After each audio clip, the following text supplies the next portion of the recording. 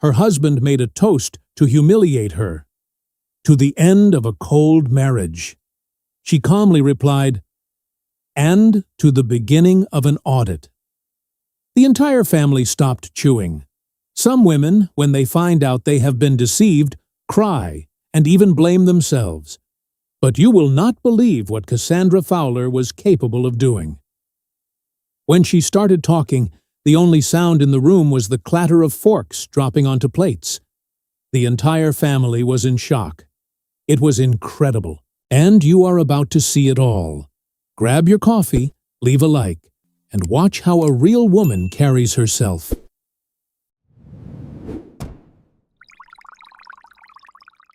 The night Richard made his toast, Cassandra was already 3 steps ahead of him. But to understand what happened in that dining room, the silence that followed, the sound of crystal hitting the floor, the way Nora Fowler's fork stopped midway to her mouth, you have to go back to a Tuesday morning, 6 weeks earlier, when Cassandra sat alone at the kitchen counter with a cup of coffee she never finished, and a credit card statement that changed everything. She had been married to Richard for 5 years. 5 years of early mornings spent organizing the household accounts, tracking grocery receipts, scheduling the plumber, the electrician, the landscaper. 5 years of dinners ready at 7, of keeping the calendar no one else bothered to read, of running a home the way a small business runs, quietly, efficiently, invisibly. Richard liked to describe their life to friends as comfortable, the word landing with a particular softness that implied she had nothing to complain about and everything to be grateful for. What he meant, though she had learned to hear the difference, was that she was taken care of, that she belonged to the arrangement the way the furniture did. She was 43 years old. She had long dark hair that she still wore the way she always had, and eyes the color of dark coffee, and a posture that Richard had once described at a dinner party as cold. He had said it with a half-smile, as though it were a charming observation about a woman who simply ran a little cool. The guests had laughed.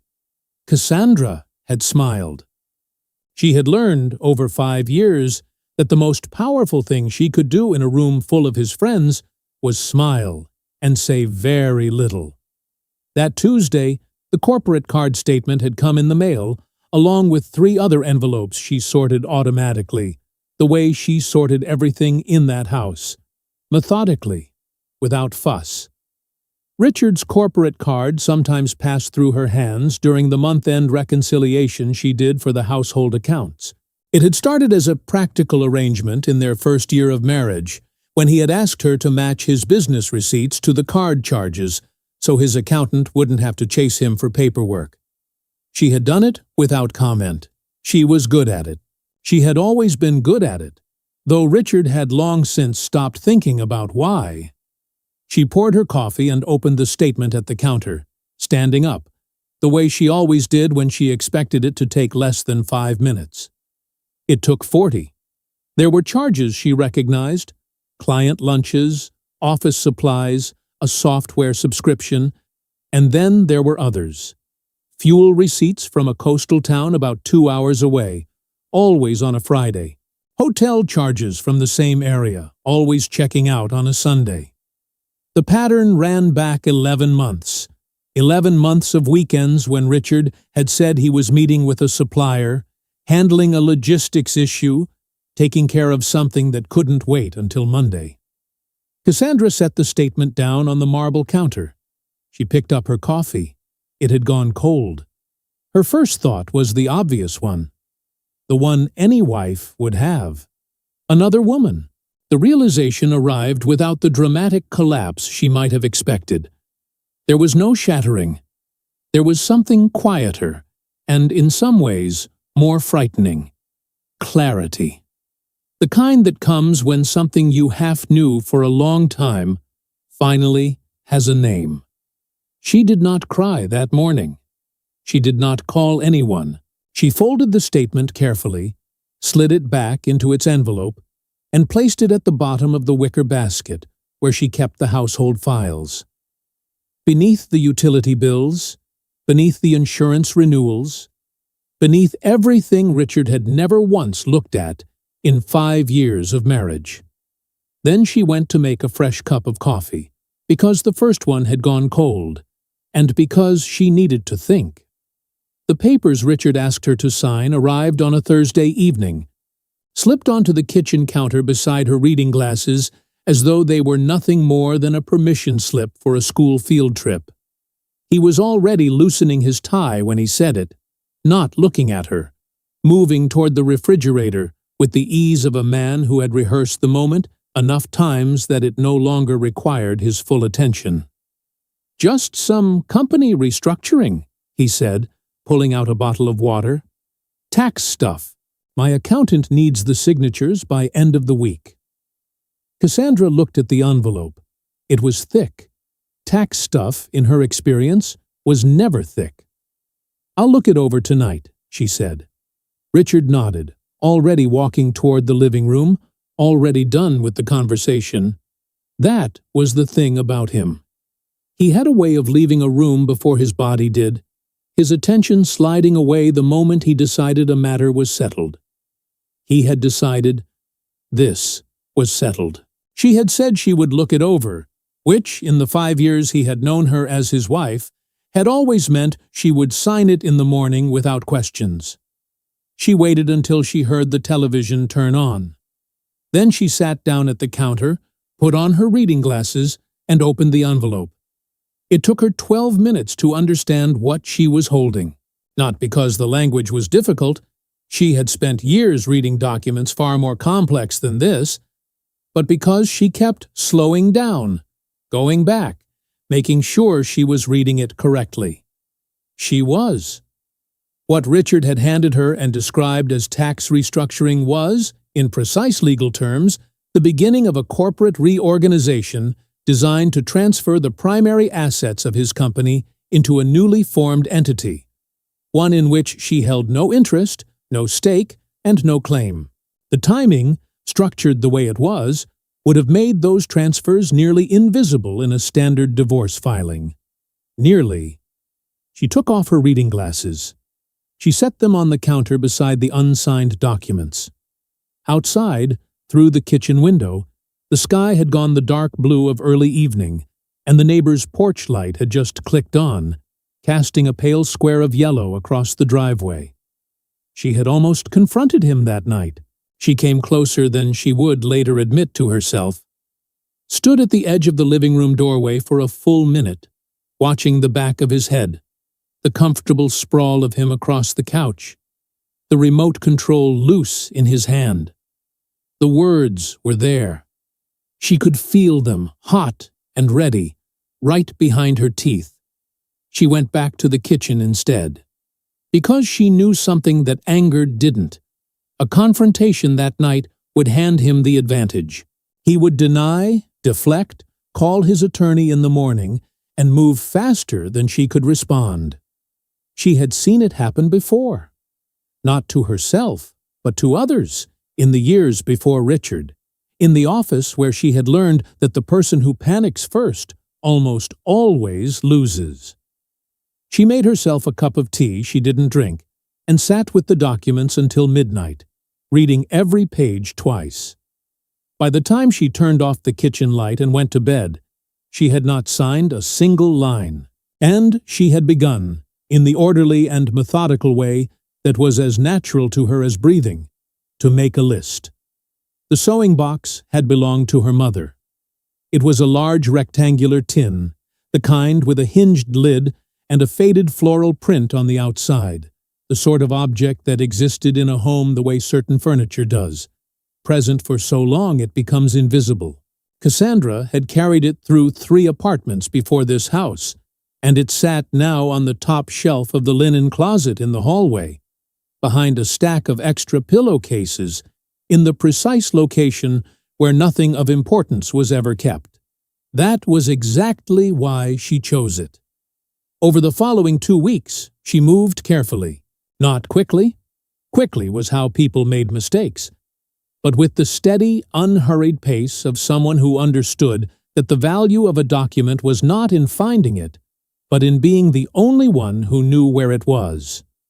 She made copies of the corporate card statements going back 14 months. She photographed the restructuring papers before returning them, unsigned, to the counter, with a note that said simply, "Something came up.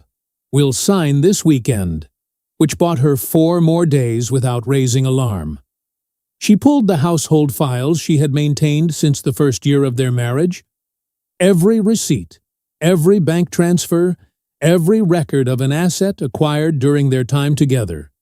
And she built, page by page, a picture of 5 years of shared financial life that Richard had apparently forgotten she was qualified to read. What she found confirmed what she had already suspected, and then went further. The company had grown substantially in the 4 years since their wedding. Not modestly, substantially. Contracts signed, accounts expanded, a second location opened 18 months ago. All of it during their marriage. All of it under the laws of their state, in territory that was not exclusively his, no matter what story he told himself over dinner. The transfers he had begun to arrange were not just premature. They were, if executed the way the documents described, legally fragile in ways his attorney had apparently not fully explained to him, or that his own confidence had led him to underestimate. She understood then the specific nature of his mistake. It was not carelessness, exactly. It was certainty. He had been so sure that she would sign without reading, so completely convinced that the woman who organized the linen closet and tracked the grocery receipts could not possibly understand what she was holding, that he had not bothered to be careful. He had handed her the keys to the only room he thought she couldn't enter, because he had never once considered that she had been a locksmith. It was a Saturday morning when she finally called Petra. They had not spoken in almost 4 years. The last time had been a brief exchange at a mutual acquaintance's retirement dinner. Warm but short. The kind of catch-up that ends with, "We should do this more often," and then doesn't. Cassandra had thought of Petra often in the years since. Not with regret, but with the particular fondness reserved for people who represent a version of yourself you were proud of. She had been a good mentor. She had chosen to be, at a moment when choosing otherwise would have benefited her more. The phone rang twice. Cassandra. Petra's voice was exactly as she remembered it, direct, unhurried, with a warmth underneath that she had never quite managed to hide behind the professional surface. "I was wondering when you'd call." The words stopped Cassandra for a moment. "You knew?" "I didn't know anything specific," Petra said. "But I know you, and you don't call out of nowhere. So, whatever it is, I'm listening." Cassandra sat down at the kitchen table, the sewing box on the surface in front of her, and for the first time in 2 weeks, she exhaled. She told Petra everything, not in the rushed, emotional way she might have told a friend, but methodically, the way she had been trained to present a case, walking through the timeline, the documents, the pattern of transfers, the restructuring filing. Petra listened without interrupting, and when Cassandra finished, there was a brief silence on the other end of the line. "Your read is correct," Petra said. "The transfers are traceable, and the timing is going to be very difficult for him to explain. But I want to see everything before we move. Can you get me copies?" "I already have them," Cassandra said. Another pause. Then, quietly, "Of course you do." And there was something in Petra's voice that was not quite a smile, but was close. The recognition of a woman remembering exactly who had taught her to always have the copies ready before making the call. They worked in silence after that, in the way people work when they trust each other completely and don't need to fill the space with reassurance.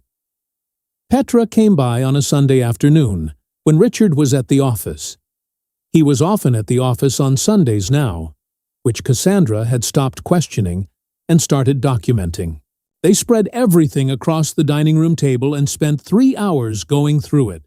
And when they were done, Petra stacked the papers neatly and looked across the table with an expression Cassandra recognized from years ago, from a different table, in a different office, when a junior analyst had finally grasped something that had taken her weeks to understand. "He doesn't know what he started," Petra said. Cassandra reached across the table, gathered the documents into a careful pile, and carried them back to the linen closet. She lifted the stack of pillowcases, set the tin on the shelf, and pressed the lid closed with both hands. "Not yet," she said. Richard's birthday party was the kind of event he planned with the same energy he applied to everything that involved an audience. 40 guests, a catered spread across the back of the house, string lights strung between the posts of the covered patio, good wine chosen by someone he had hired to choose it. He had turned 48, with the quiet satisfaction of a man who believed the best years were still arriving, and he wanted people to see that. He wanted them to see the house, the spread, the wife moving gracefully between guests with a glass of sparkling water in her hand, the whole arrangement of his life laid out like a display. Cassandra had helped organize it. She had confirmed the catering order, coordinated the flowers, sent the invitations. She had done it the way she did everything in that house, completely, without complaint, with an attention to detail that Richard accepted as naturally as he accepted the clean shirts in his closet. He had not asked how any of it came together. It simply did, the way things did when someone invisible was holding everything in place. Nora Fowler arrived early, the way she always did, with a bottle of wine she handed to Richard with both hands and a look of uncomplicated pride that Cassandra had long since stopped finding painful. Nora was not a cruel woman.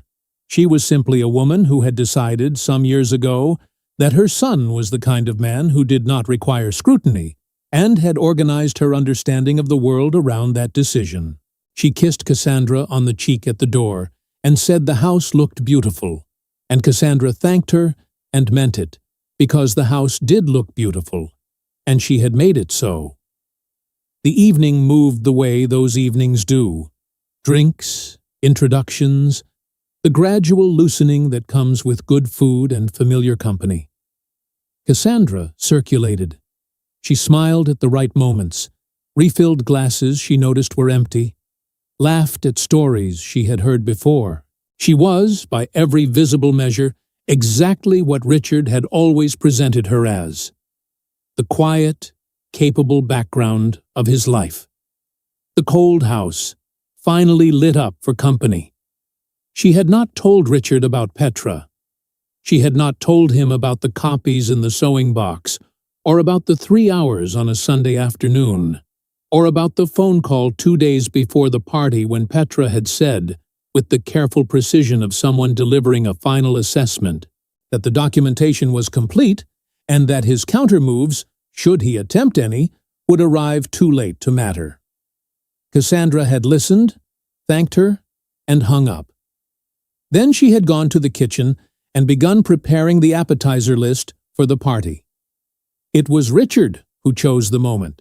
That was the detail she would carry with her long after everything else had settled. That he had chosen it, had built the stage himself, had arranged the audience and picked up the script, and decided in the comfort of his own certainty that this was the night. She saw it coming about 30 seconds before it happened. She recognized the way he tapped his glass, the particular straightening of his shoulders, the half-smile that preceded a performance. She had seen it at dinner parties, at company events, at family gatherings. It was the look of a man about to say something he had been saving. The room quieted. 40 people turned toward him with the expectant warmth of guests who liked him and expected to be entertained. Nora, near the back, set down her fork. Richard raised his glass. He let the silence sit for 1 beat longer than necessary, the way a man does when he wants the room to feel the weight of what's coming. "To the end," he said, with the measured ease of someone who had rehearsed this, "of a cold marriage." He paused. He expected laughter, or at least the uncomfortable ripple of people deciding how to react. He expected the room to be his for one long, satisfying moment, and he expected Cassandra to be standing somewhere in the background of it, silent, diminished, exactly where he had spent 5 years placing her. She raised her glass. Her voice, when it came, was unhurried and clear, the voice of someone who had been waiting for precisely this opening and had decided weeks ago exactly what she would do with it. "And to the beginning," she said, "of an audit." The room did not laugh. The room stopped. 40 people held their breath in the specific, collective way that happens when something lands, and no one is quite sure yet what it means, only that it means something. A woman near the window leaned slightly toward the person beside her. Nora's fork, halfway to her mouth, did not complete its journey. Richard reached for the moment the way he always reached for things, with the assumption that it would be there. He drew himself up slightly, the way he did when he intended to have the last word, opened his mouth, and began to recline into the posture of a man about to deliver a closing line. His elbow caught the stem of his glass. It was not dramatic. That was the thing about it. It was small and human and irreversible. The glass tipped. The wine arced in a slow curve that seemed to take longer than it should, and landed across the front of his shirt in a dark, spreading stain that no one missed and no one acknowledged out loud. He grabbed for it a half-second too late, the gesture itself confirming what the silence had already established. He had lost the room before he had finished his sentence. No one laughed. No one said anything. They simply looked at him, and then, one by one, at her. Cassandra set her glass down on the table beside her, smooth and unhurried, and picked up a napkin from the nearest place setting.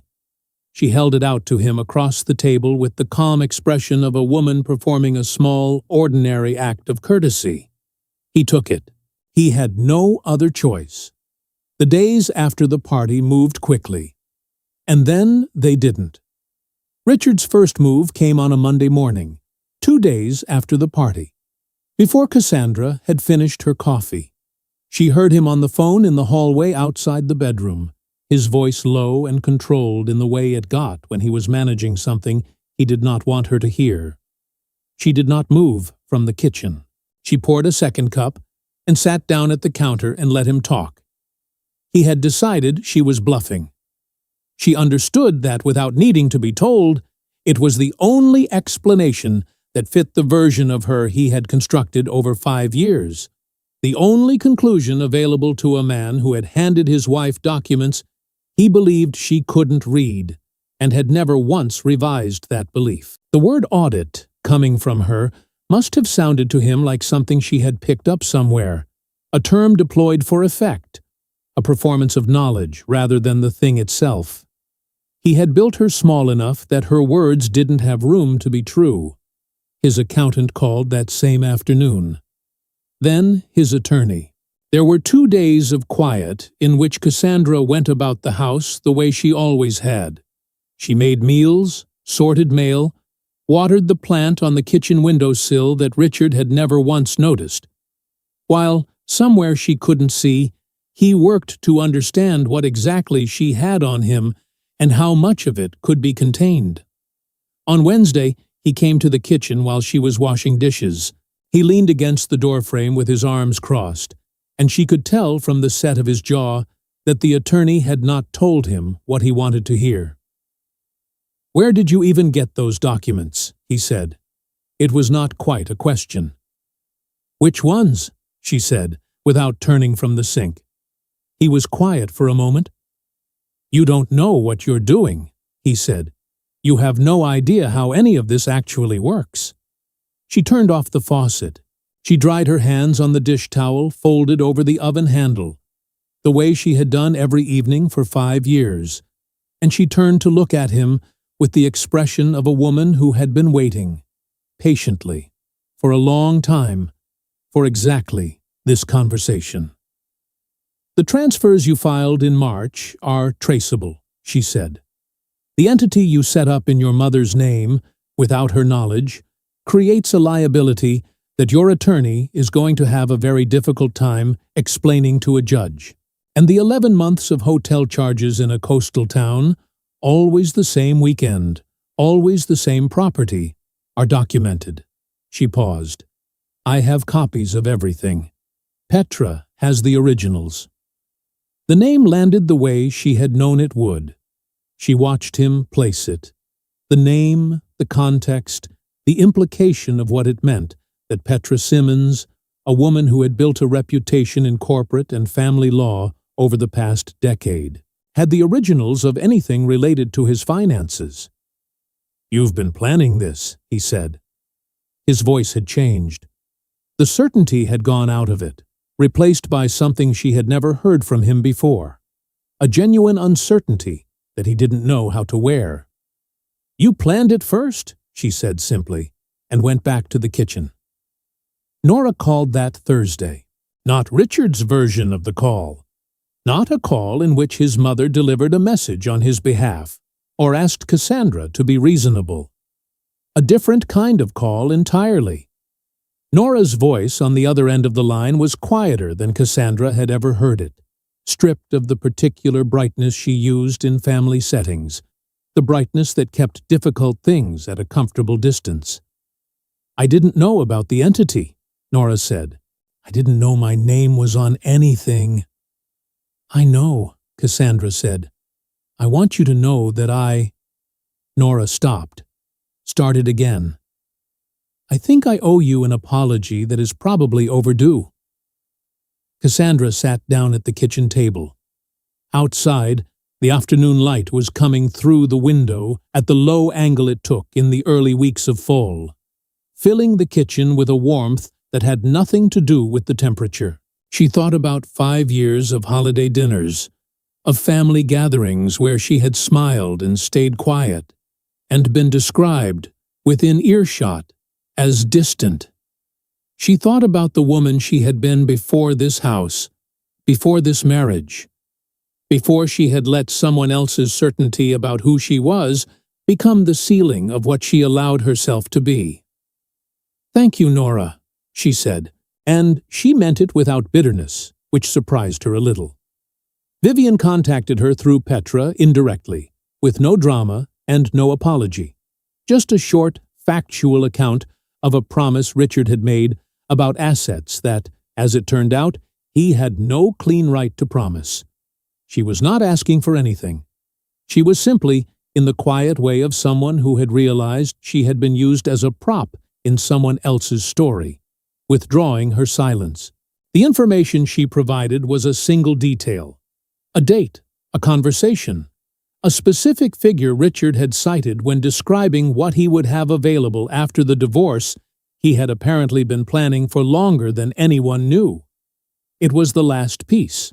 It closed the last gap in the timeline, and it arrived, Cassandra noted, with something close to dark amusement, in a plain email with no subject line, as though Vivian had decided the whole thing deserved as little ceremony as possible. The settlement was reached without a courtroom. Richard's attorney and Petra exchanged documents for 3 weeks, and at the end of it, Richard signed an agreement that reflected, with considerable precision, what 5 years of shared financial life actually looked like when someone read it correctly. He kept the company. He kept his name on the door, his parking spot, his carefully constructed public image as a self-made man. What he did not keep was the fiction that he had built it alone, or the ability to pretend, going forward, that the years of their marriage had belonged exclusively to him. Cassandra kept the house for 60 days, long enough to pack what was hers and make arrangements. There was not much she wanted to take, less than she expected when she actually stood in the rooms and decided. The sewing box, her mother's tin, with the faded floral print on the lid, which she wrapped carefully and placed in the first box she sealed. A few pieces of furniture that had been hers before. Her files, already organized and labeled in the way she organized everything. She found a small office space to rent in a building downtown, 3 floors up, with a window that looked out over the street and enough room for a desk, 2 chairs, and a filing cabinet. She had her name printed on the door in clean, simple letters.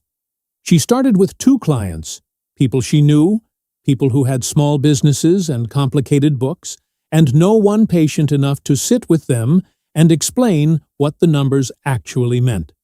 She charged a fair rate. She was very good at it. She had always been very good at it. On the morning she handed back the keys to the house, she stood in the empty kitchen for a moment before she left. The marble counter was bare. The plant from the windowsill was already in her car. The coffee maker she had used every morning for 5 years was still there, because it had been a wedding gift, and she had decided, cleanly and without sentiment, that she did not want it.